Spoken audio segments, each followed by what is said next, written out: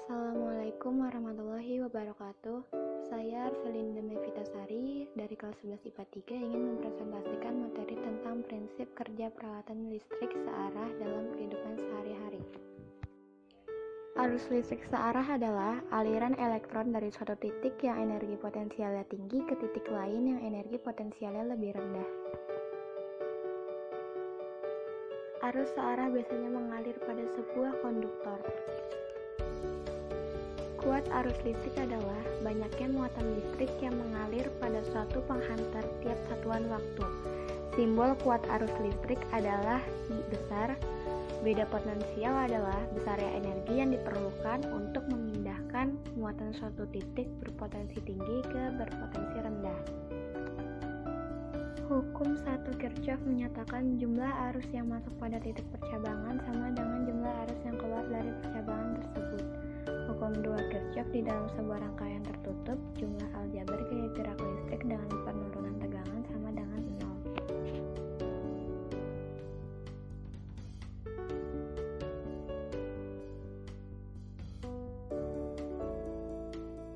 Sumber arus listrik searah. Yang pertama, elemen elektrokimia adalah sumber listrik arus searah dari proses kimiawi.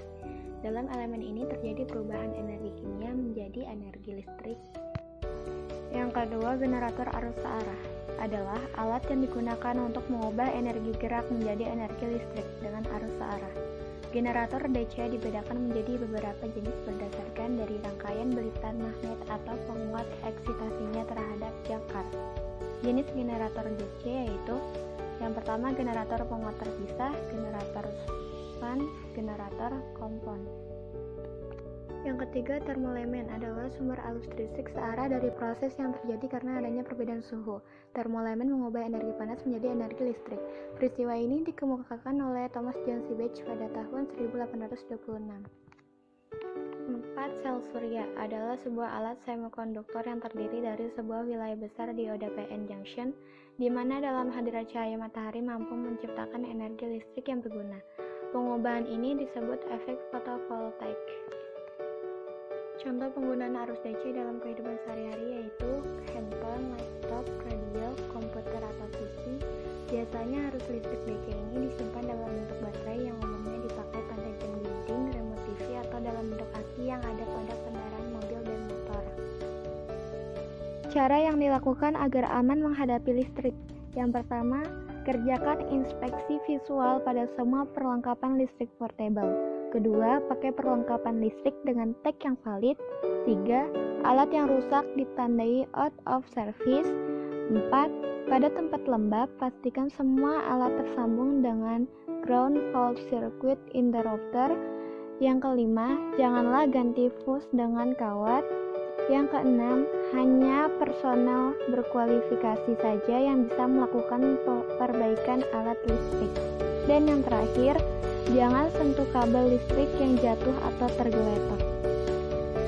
Cara melindungi teknisi listrik. Yang pertama, sarung tangan isolasi karet dan pelindung kulit untuk melindungi tangan dan lengan. 2. Lengan isolasi karet untuk melindungi lengan dan bahu. 3. Pakaian tahan api untuk melindungi tubuh dari arc flash. 4. Hood untuk melindungi kepala terhadap arc flash. 5. Topi keras untuk melindungi kepala dari celana pendek listrik dan menabrak atau terkena benda. 6. Kacamata pengaman dan pelindung untuk melindungi wajah dari benda terbang dan busur kilat. Terakhir, safety shoes dan overshoes untuk melindungi kaki dan pekerja agar tidak langsung menyentuh tanah. Cara aman sehari-hari untuk keselamatan terhadap bahayanya listrik. Yang pertama, pastikan untuk mengecek tegangan listrik menggunakan test pen. Kedua, tangan terlebih dahulu kering, tidak boleh basah ketika menyentuh listrik. Dan yang terakhir, menggunakan alas kaki. Sekian dari saya.